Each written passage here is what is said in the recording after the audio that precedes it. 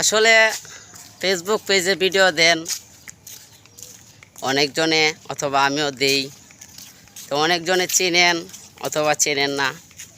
তো বিষয়টা হচ্ছে আমাদের দেশের মাধ্যমে যে একটা আন্দোলন চলছে, এই যে ভার্সিটি ছাত্র যারা, ওরা বাইরে যাই কিছু করেন আর না করেন, কিন্তু সরকার বিরুদ্ধে অথবা ইসলাম বিরুদ্ধে যদি কিছু কথাবার্তা আমরা আন্দোলন করি, তাহলে কিন্তু লাভবান হইতে পারবো না, লসই হবে।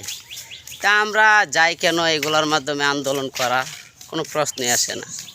তে যারা এই যে আন্দোলন করতেছে, দেখেন আন্দোলন করতে গিয়া অনেকজনের মার বাবার বুক খালি হয়েছে।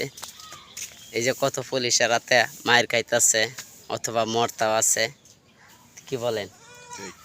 আচ্ছা, তা আমাদের মতন সাধারণ মানুষের আন্দোলন করা কিন্তু ঠিক না।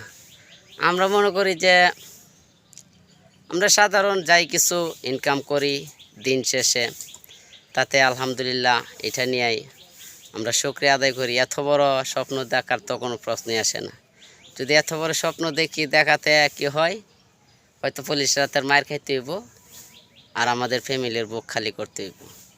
আমরা এগুলোর মাধ্যমে না যাই। আমরার কথা হচ্ছে যে আমরা নিরাপত্তা মানুষ, নিরাপত্তা পাবি থাকি নাকি। তো সবাই ভালো থাকবে।